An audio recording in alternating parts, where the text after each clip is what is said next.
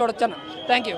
Megastar క్రేజ్తో cinema ఇండస్ట్రీలో అడుగుపెట్టి తన పవర్తో పవర్ స్టార్గా ఎదిగాడు మన పవన్ కళ్యాణ్. జనాభిమానంతో రాజకీయాల్లో అడుగుపెట్టి ఒక డిప్యూటీ సీఎంగా ఎదిగాడు మన పవన్ కళ్యాణ్. ఈ హరిహర వీరమల్లులో ఒక హిందూ మతాన్ని కాపాడే గొప్ప యోధుడిగా కనిపిస్తాడు మన పవన్ కళ్యాణ్. గొప్ప యోధుడిగా కనిపిస్తాడు మన పవన్ కళ్యాణ్. ఈ మూవీ భారతదేశంలో ఉన్న హిందువులే కాకుండా ప్రపంచంలో ఉన్న ప్రతి ఒక్క హిందూ ఈ మూవీ చూడాలి. ఇండియాలో హిందూ మతాన్ని కాపాడేది మోదీజీ. ఈ సినిమాలో చారిత్రకాన్ని చూపెడతాడు మన Pawan Kalyan G.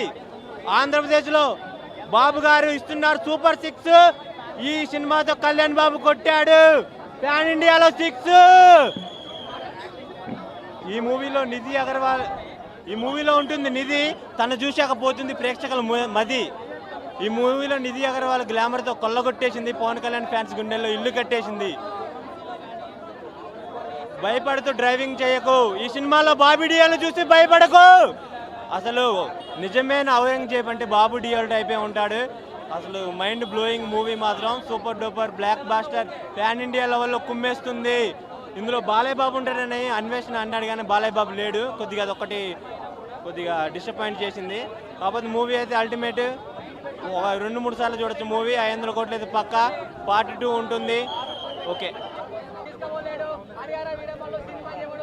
Sir, cinema చాలా బాగుందండి. హరిహర వీరమల్లు మొఘల్స్ మనల్ని పరిపాలించిన టైంలో మన దేవాలయాల మీద ఎలా ధ్వంసం జరిగింది, మన వేదాలని వాళ్ళు ఎలా ధ్వంసం చేశారని చాలా బాగా చూపించారండి.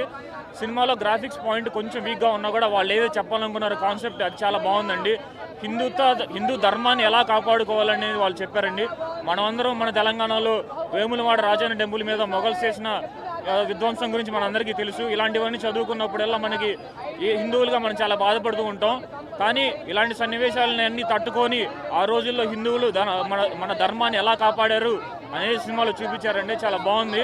కాన్సెప్ట్ పరంగా సనాతన ధర్మాన్ని ఎలా కాపాడుకోవాలనే సినిమాలో చూపించడం అనేది నాకు చాలా బాగా నచ్చిందండి.